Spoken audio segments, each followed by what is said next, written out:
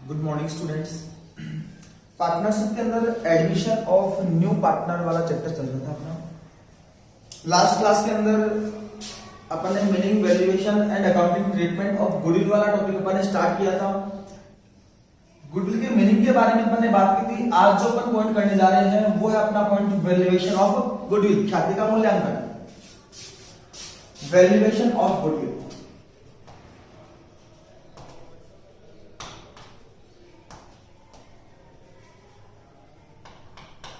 देखिए भाई, हल्की सी अपन ने बात की थी,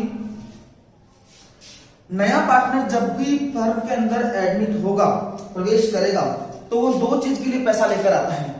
एक तो राशि लाता है वो कैपिटल के लिए, और दूसरा अमाउंट लेकर आता है वो गुडविल के लिए।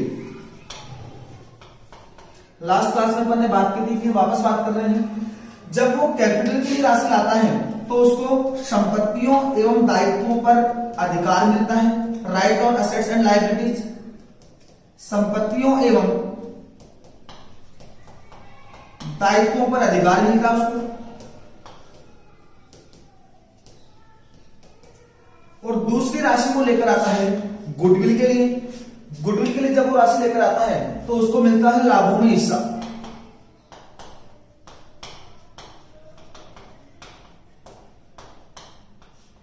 Share in profits.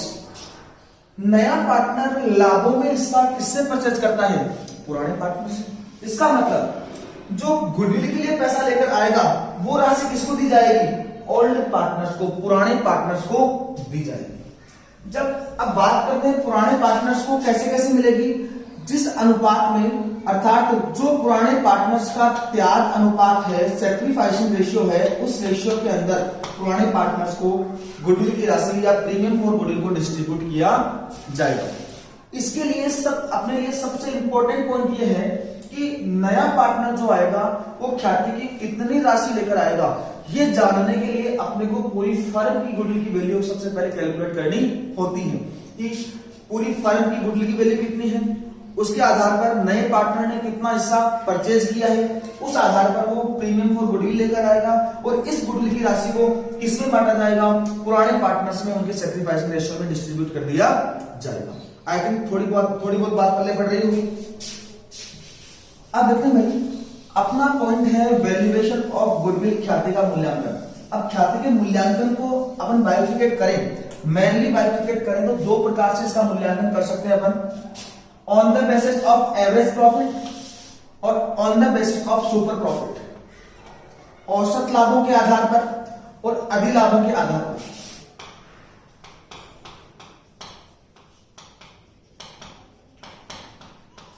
औसत लाभों के आधार पर और दूसरा पॉइंट है अधिलाभों के आधार पर।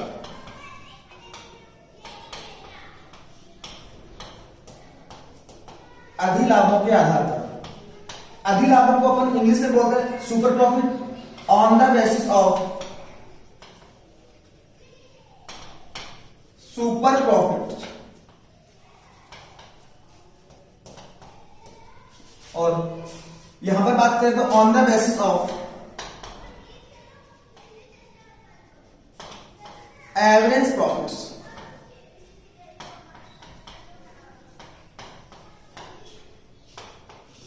औसत लाभों के आधार पर अपन ख्याति का मूल्यांकन कर सकते हैं और सुपर प्रॉफिट के बेस पर अपन ख्याति का मूल्यांकन कर सकते हैं। सुपर प्रॉफिट होते क्या है बात करेंगे जब पॉइंट आएगा।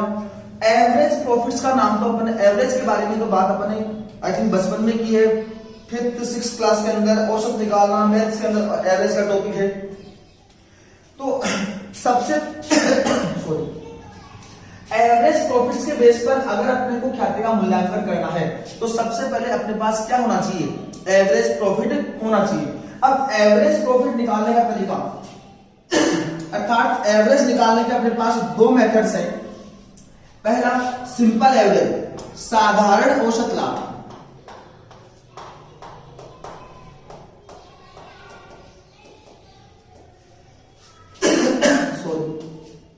Simple average profit.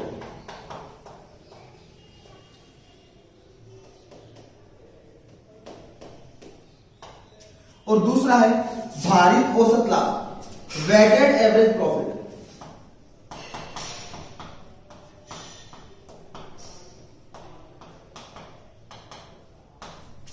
Weighted average profit.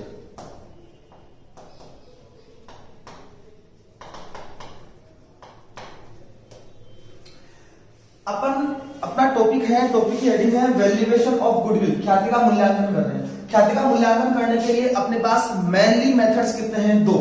औसत लाभों के आधार पर अपन ख्याति का मूल्यांकन कर सकते हैं और दूसरा है अधिलाभों के आधार पर, सुपर प्रॉफिट्स के बेस पर अपन ख्याति का मूल्यांकन कर सकते हैं।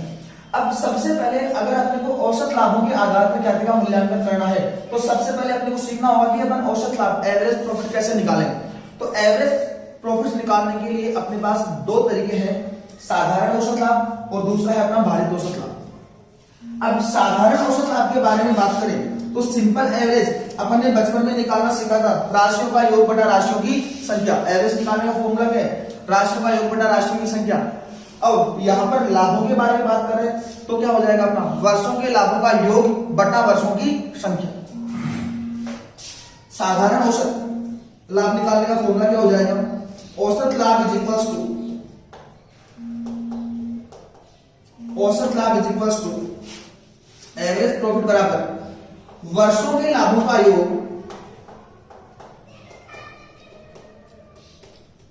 वर्षों के लाभों का योग बटा वर्षों की संख्या।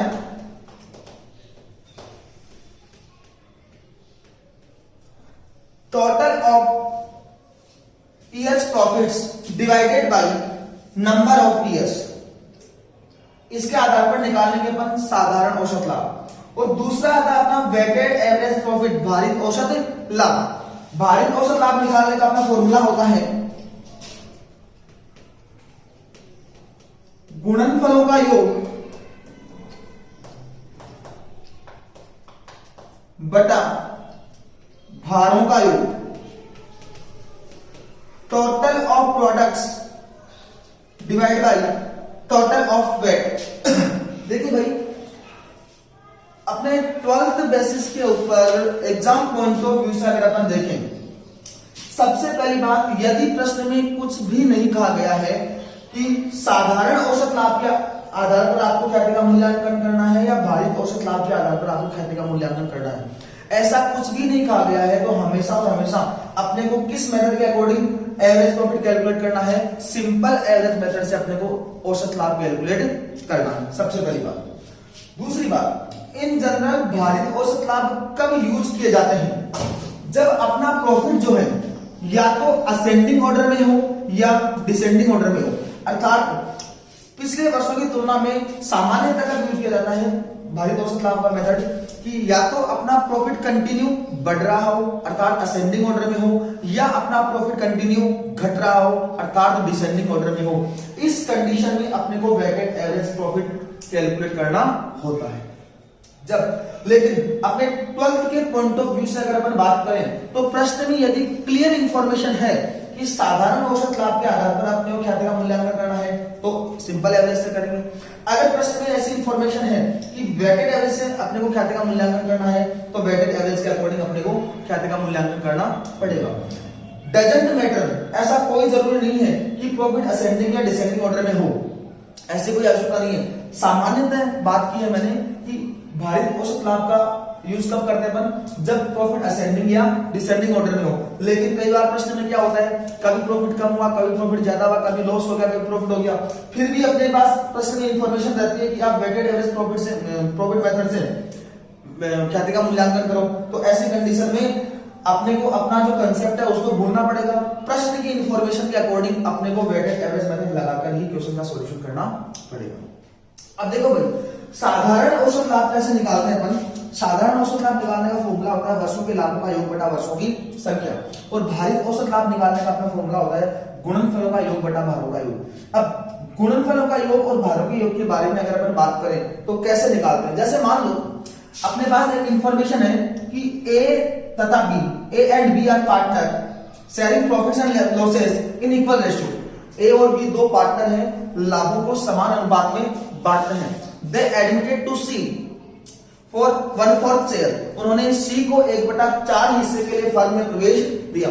ए और बी दो पार्टनर हैं, समान अनुपात में लाभों को बांटते हैं। सी को उन्होंने एडमिशन दिया है 1/4 हिस्से के लिए।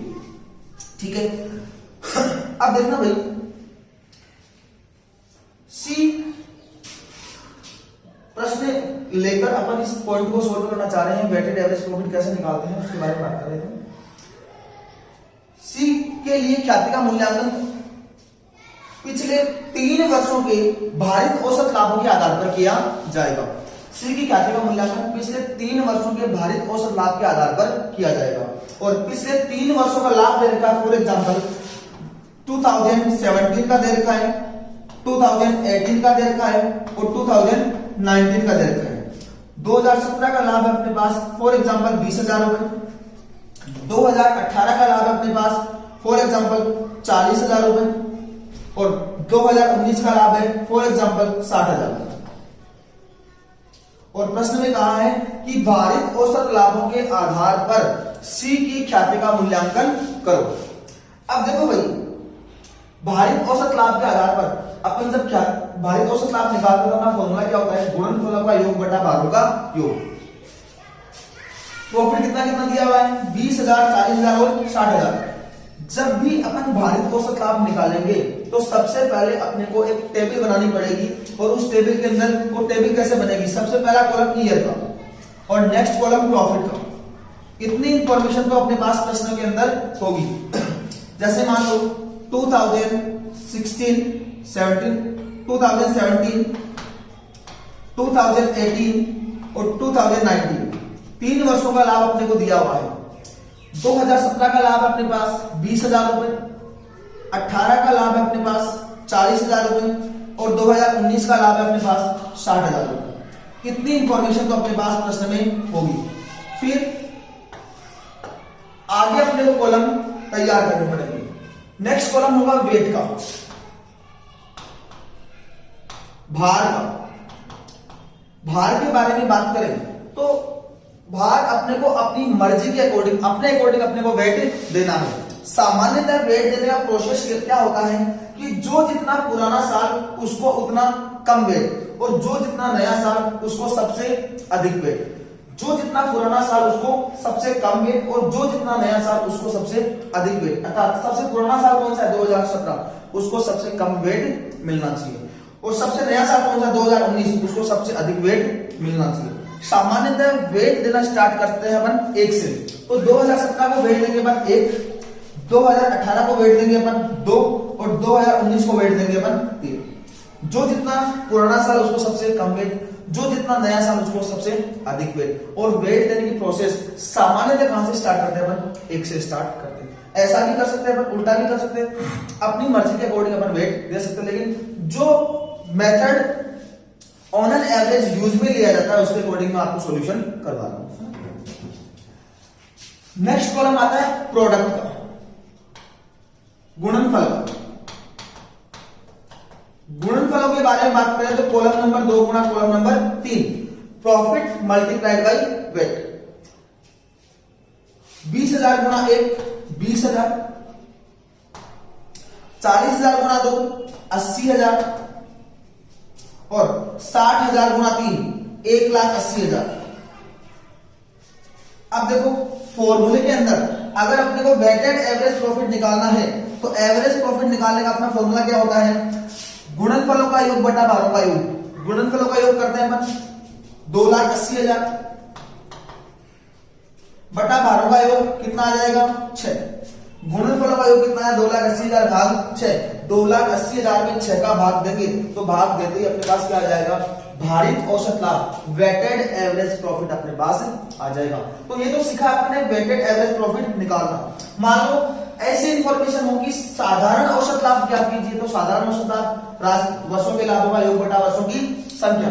वर्षों के लाभों का योग करते हैं 2017 का लाभ कितना है 20,000, 18 का लाभ 40,000, 20 और 40 60 और 60 और 60 1,20,000, 1,20,000 तो वर्षों के लाभों का योग आ गया।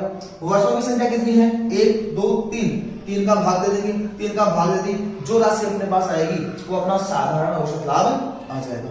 तो यहां तक की अगर अपन बात करें तो अपना पॉइंट चल रहा है वैल्यूएशन ऑफ गुडविल, ख्याति का मूल्यांकन। और ख्याति के मूल्यांकन में अपन ने मेनली दो बेसिस पढ़े हैं, on the basis of average profit और on the basis of super profit. यहां तक अपन ने केवल औसत लाभ निकालना सीखा है, ख्याति का मूल्यांकन करना नहीं सीखा। औसत लाभ निकालने के अपने पास कितने तरीके हैं? दो। सिंपल एवरेज प्रॉफिट के बेस पर अपन औसत लाभ निकाल सकते हैं, और दूसरा अपना वेटेड एवरेज प्रॉफिट के आधार पर भी अपन औसत लाभ निकाल सकते हैं। जैसे ही अपना औसत लाभ निकल जाएगा, औसत लाभ निकलने के बाद अब करेंगे अपन ख्याति का मूल्यांकन। और ख्याति का मूल्यांकन करने के लिए अपने पास दो तरीके होते हैं। अब बात आती है वैल्यूएशन ऑफ गुडविल की, ख्याति का मूल्यांकन।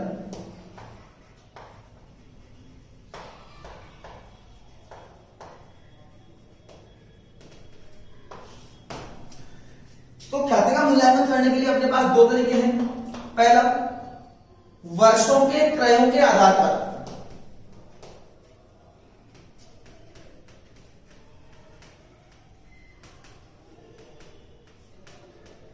और दूसरा पूंजीकरण विधि के आधार पर।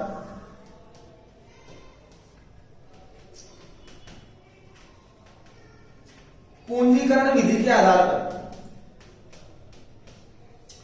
Number of, on the basis of number of years purchase, और सेकंड मेथड अपना कैपिटलाइजेशन मेथड, पूंजीकरण विधि। अब देखो भाई, वर्षों के क्रयों के आधार पर अगर अपने को ख्याति का मूल्यांकन करना होता है तो अपना फॉर्मूला होता है, जो भी अपना एवरेज प्रॉफिट है, यदि प्रश्न में अपने पास इंफॉर्मेशन है कि साधारण औसत लाभों के 2 वर्षों के क्रयों के आधार पर ख्याति का मूल्यांकन किया जाए। बात समझ में आ रही? प्रश्न क्या है कि साधारण औसत लाभों के 2 वर्षों के क्रयों के आधार पर ख्याति का मूल्यांकन किया जाए। इसका मतलब सबसे पहले क्या निकालना पड़ेगा अपने को? साधारण औसत लाभ। और साधारण औसत लाभ निकालने का फॉर्मूला क्या होता है? वर्षों के लाभों का योग बटा वर्षों की संख्या। बात समझ में आ रही? और कितने वर्षों के क्रय के आधार पर ख्याति का मूल्यांकन करना है? 2 वर्षों के क्रयों के आधार पर। अर्थात जो भी अपना साधारण औसत लाभ है, साधारण औसत लाभ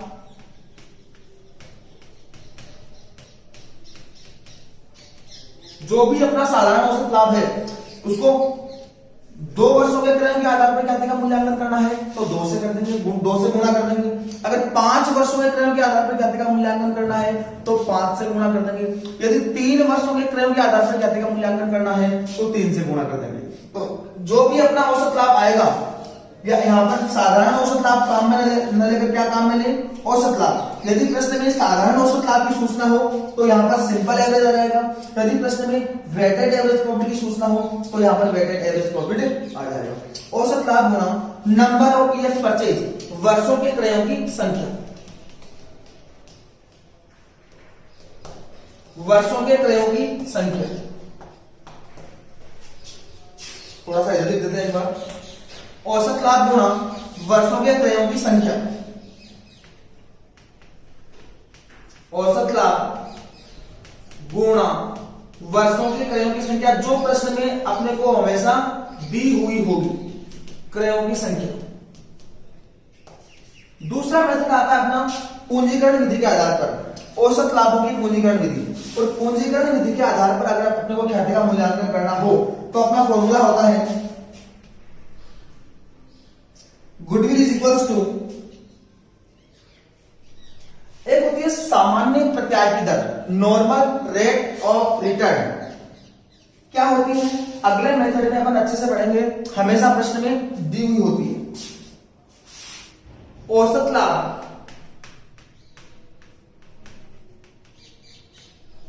बटा सामान्य प्रत्याय की दर, औसत लाभ बटा सामान्य प्रत्याय की दर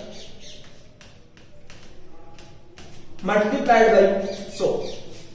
average profit divided by normal rate of return multiplied by 100। सामान्य प्रत्याय की दर का मतलब होता है कि जिस तरह का अपन व्यापार कर रहे हैं, जैसे मान लो अपन अपना है डिब्बा उद्योग, डिब्बे बनाने का काम कर रहे हैं, तो डिब्बा इंडस्ट्री जो है उसके अंदर नॉर्मली कितना प्रॉफिट हो जाता है।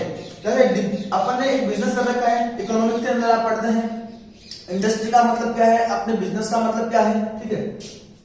जैसे अपने डिब्बों का बिजनेस कर रखा है, तो सामान्यतः डिब्बा इंडस्ट्री का सामान्यतः प्रॉफिट कितना आता है, वो होता है अपना नॉर्मल रेट ऑफ रिटर्न, सामान्य प्रत्याय की दर, अर्थात जितना पैसा लगाते हैं उसके ऊपर सामान्यतः कितना रिटर्न, कितना प्रॉफिट निकलकर सामने आता है, जो प्रश्न हमेशा अपने को दिया हुआ रहता है।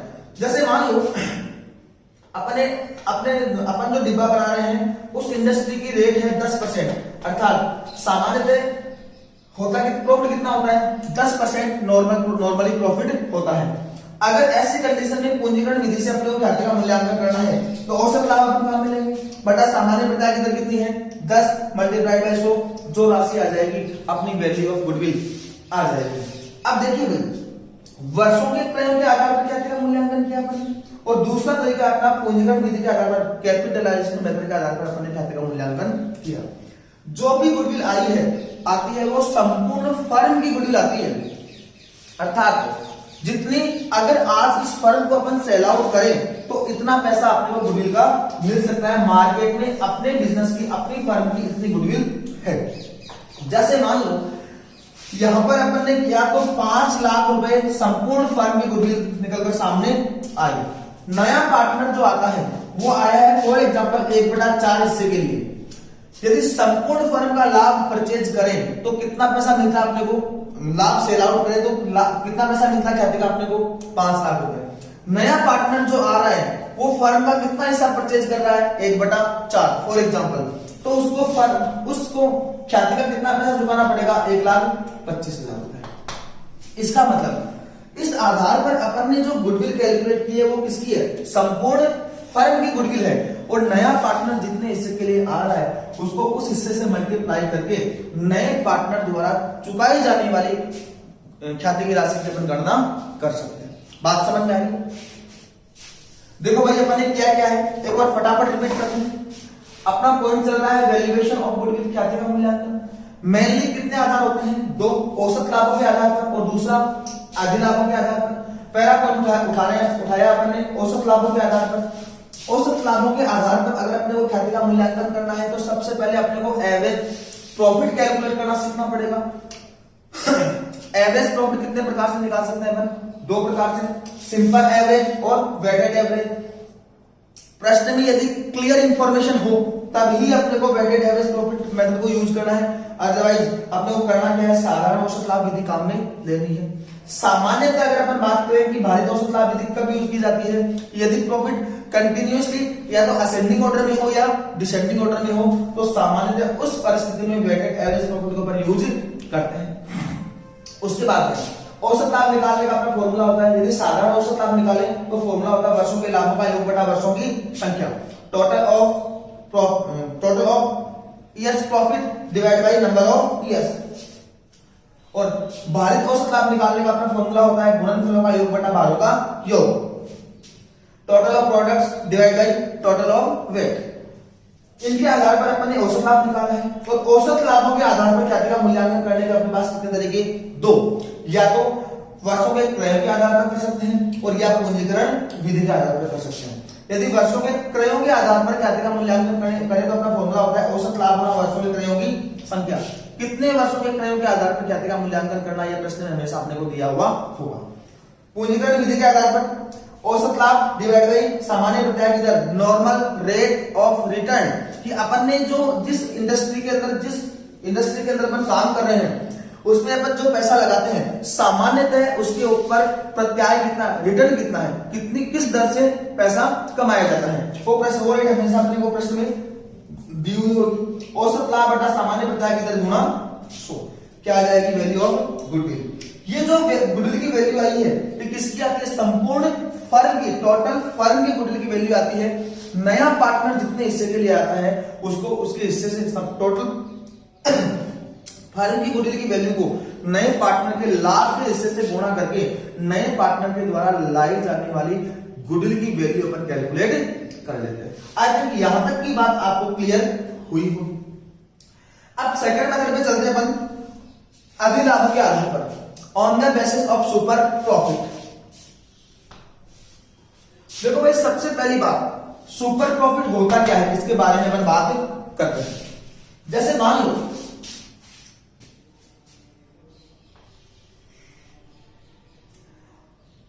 अपने पास 5 लाख रुपए हैं, दो ऑप्शन है अपने पास, या तो इस पैसे को अपने बिजनेस के अंदर लगाकर रखें या इस पैसे को कहीं दूसरी जगह इन्वेस्ट करें।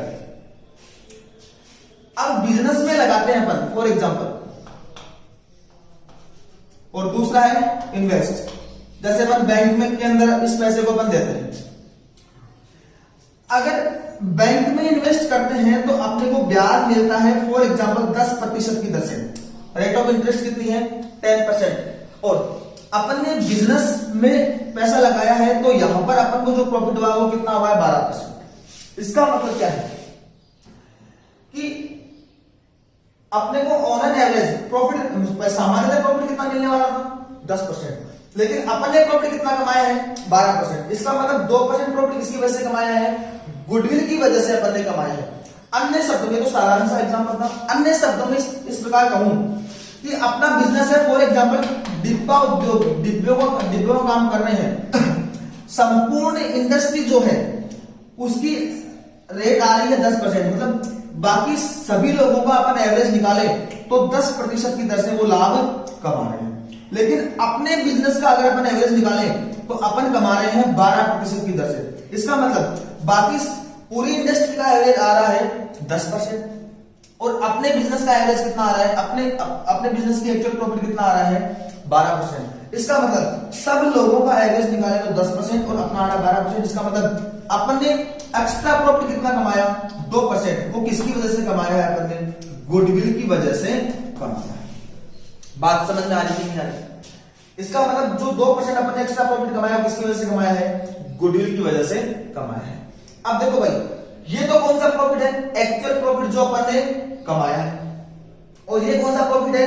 नॉर्मल प्रॉफिट, अर्थात जो जिस तरह का अपन काम कर रहे हैं, जिस इंडस्ट्री में अपन काम कर रहे हैं उस इंडस्ट्री की जो रेट है वो कितनी है? 10%। अर्थात ये जो है सामान्य प्रॉफिट और ये है अपना औसत लाभ, अर्थात एवरेज प्रॉफिट या एक्चुअल प्रॉफिट भी अपन इसको कह सकते हैं कि अपन ने प्रॉफिट कितना कमाया? 12%।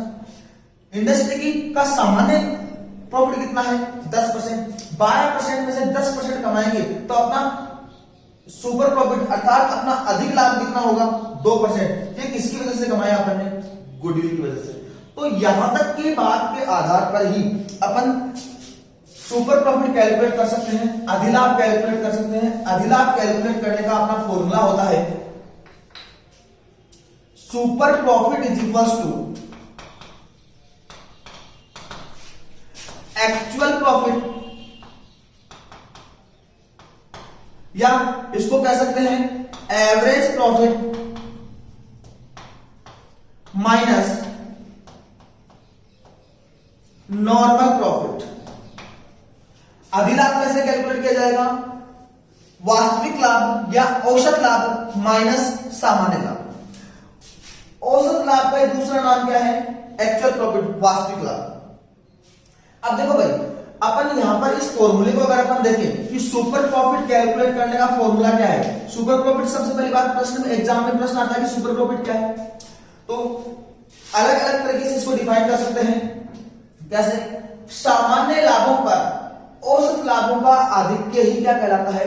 अधिलाभ कहलाता है। सामान्य लाभ कम है, औसत लाभ क्या है? ज्यादा है। सामान्य लाभ के ऊपर औसत लाभ कितना अधिक है? जितना अधिक है वो क्या है? सुपर प्रॉफिट है, अर्थात अधिलाभ है। देखो भाई, यहां पर अगर हम बात करें जो नॉर्मल प्रॉफिट वो किसको डिनोट कर रहा है कि संपूर्ण इंडस्ट्री जो है वो किस दर से लाभ को कमा रही है। एक्चुअल प्रॉफिट या एवरेज प्रॉफिट किसको डिनोट कर रहा है कि अपनी फर्म ने किस दर से लाभ को कमाया है। ठीक है, अब बात करते हैं एवरेज प्रॉफिट की। यदि अपने को सुपर प्रॉफिट निकालना हो तो अपने को सबसे पहले क्या चाहिए? Average profit. या तो प्रश्न में अपने को दिया हुआ होगा, और अगर नहीं दिया हुआ हो तो एवरेज प्रॉफिट निकालना अपने यहां पर अच्छे से सीख लिया है। साधारण और एवरेज प्रॉफिट कैसे निकालते हैं और वेटेड एवरेज प्रॉफिट कैसे निकालते हैं अपने को अच्छे से आता है। नया पॉइंट क्या आया? नॉर्मल प्रॉफिट, सामान्य लाभ। तो सामान्य लाभ अपन कैसे कैलकुलेट करते हैं इसका फॉर्मूला अपन सीख लेते हैं। Normal profit is equals two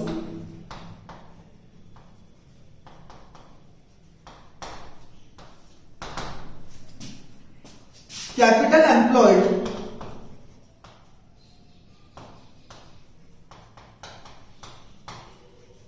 multiplied by rate of return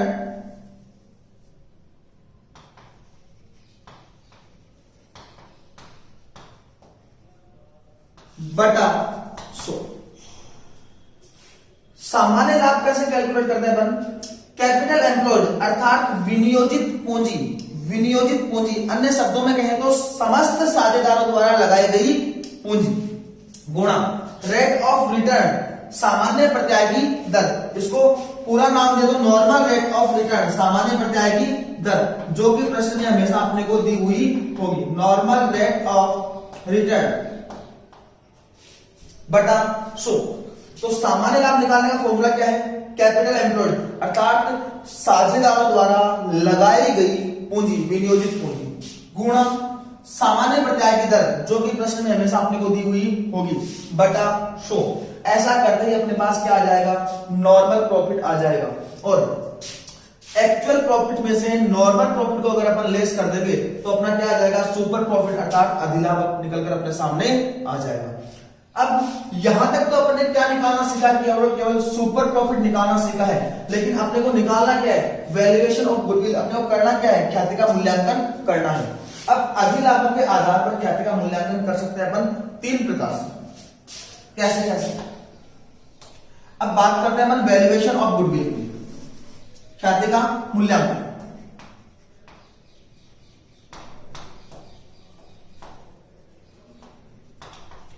यहां पर जो अपन ने ख्याति का मूल्यांकन किया है किसके आधार पर किया है? औसत लाभों के आधार पर। और यहां पर जो अपन ख्याति का मूल्यांकन करने जा रहे हैं वो किसके आधार पर करने जा रहे हैं? सुपर प्रॉफिट्स के बेस पे अर्थात अधिलाभों के आधार पर अपन ख्याति का मूल्यांकन कर रहे हैं। तो अधिलाभों के आधार पर ख्याति का मूल्यांकन, पहला method on the basis of number of years purchase, वर्षों के क्रयों के आधार पर।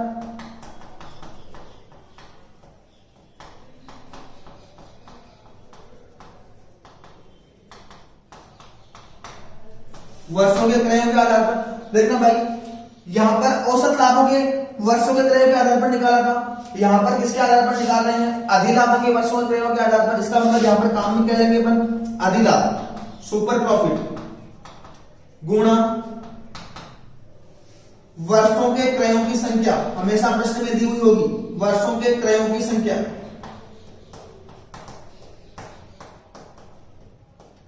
वर्षों के क्रयों की संख्या। दूसरा मेथड आता है अपना पूंजीकरण विधि, कैपिटलाइजेशन मेथड। पूंजीकरण विधि के आधार पर ख्याति का मूल्यांकन कैसे करें? सेम तरीका, यहां पर किसके आधार पर? औसत लाभों की पूंजीकरण विधि के आधार पर अपने ख्याति का मूल्यांकन किया था। यहां पर क्या कर रहे हैं अपन? अधिलाभों की पूंजीकरण विधि के आधार पर ख्याति का मूल्यांकन कर रहे हैं। जब औसत लाभों के आधार पर किया था तो अपन यहाँ पर कौन सा लाभ काम में लिया था? एवरेज प्रॉफिट काम में लिया था।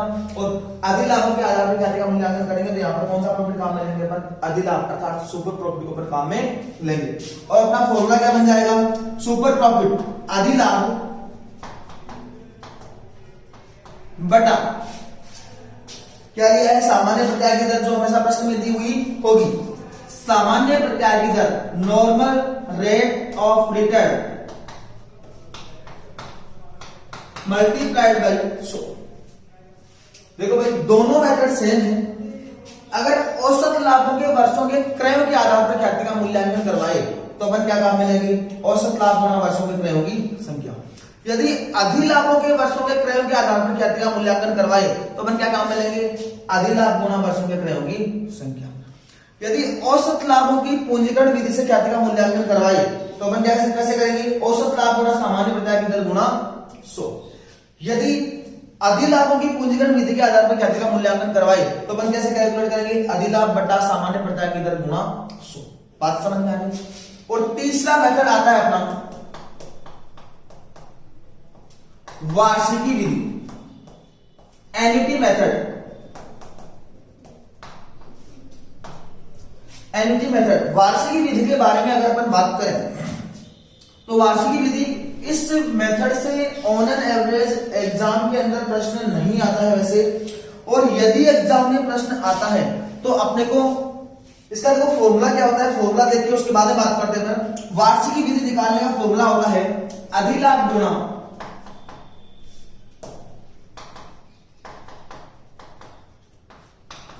₹1 की वार्षिकी का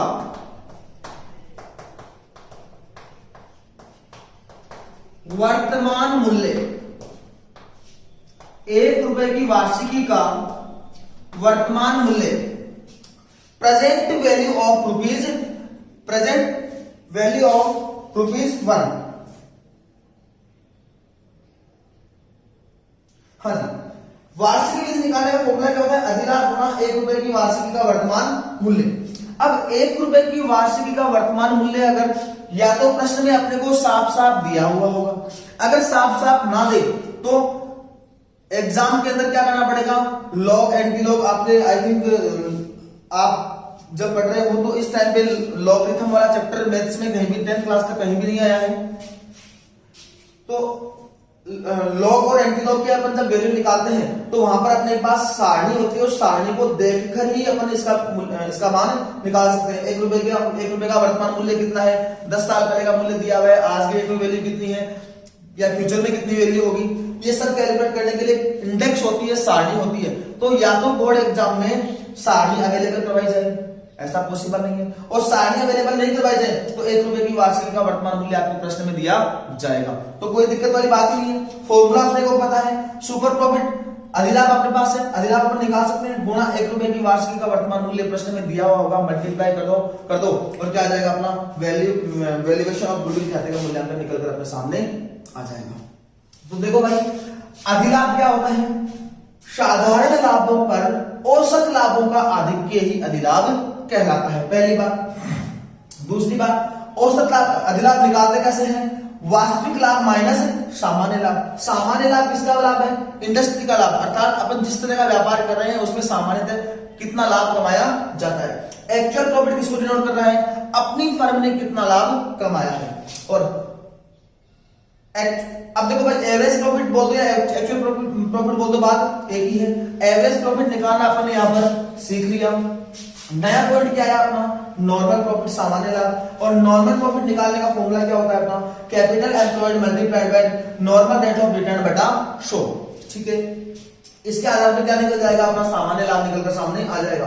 कैपिटल एम्प्लॉयड का मतलब क्या है, विनियोजित पूंजी, अर्थात समस्त साझेदारों द्वारा लगाई गई पूंजी, गुणा सामान्य प्रत्याय की दर जो हमेशा प्रश्न में दी हुई होगी बटा 100। अगर ना दी हुई हो, कई बार क्या होता है, ये फॉर्मूला ध्यान रखना, कई बार क्या होता है, नॉर्मल प्रॉफिट अपने को निकाल कर दे देता है, कैपिटल एम्प्लॉयड अपने पास है, कैपिटल एम्प्लॉयड दे देता है और अपने से पूछ लेता है कि सामान्य प्रत्याय की दर कितनी है। पक्षांतरण करना अपन ने सीखा है।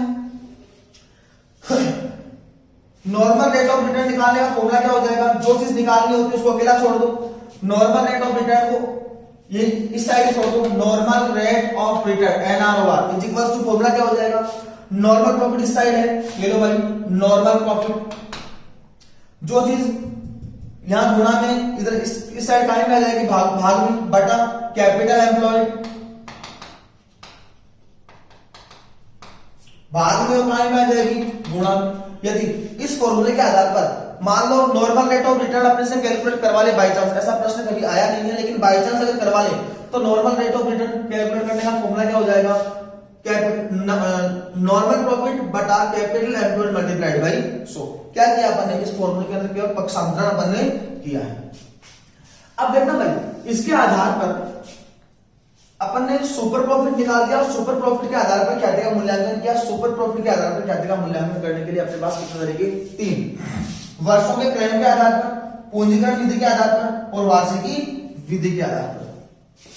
वर्षों के क्रयों के आधार पर ख्याति निकालने का फॉर्मूला क्या अपना, अधिलाभ गुणा नंबर ऑफ ईयर्स परचेज, वर्षों के क्रयों की संख्या। अधिलाभ अपन ने निकाल लिया और वर्षों के क्रयों की संख्या, कितने वर्षों के क्रय के आधार पर ख्याति का मूल्यांकन करना है, ये बात हमेशा प्रश्न में अपने को दी हुई होगी।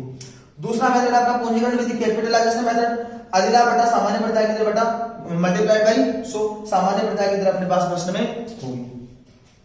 तीसरा है वार्षिकी विधि के आधार पर अधिलाभ गुणा ₹1 की वार्षिकी का वर्तमान मूल्य, और अगर यहां से प्रश्न आता है तो ₹1 की वार्षिकी का वर्तमान मूल्य अपने को प्रश्न में दिया हुआ होगा। बात समझ में आ रही है। तो ये मेनली अपन ने दो बेसिस देखे हैं, बाकी बात करेंगे अपन नेक्स्ट क्लास में। क्लास थोड़ी बड़ी हो रही है इसलिए अपन बाकी बात करेंगे अपन नेक्स्ट क्लास में। इसके अलावा भी एक दो मेथड हैं, उनके बारे में भी अपन बात करेंगे, जो जिनके बारे में बात करेंगे अपन नेक्स्ट क्लास में। आई थिंक ये चीज समझ में आई होगी।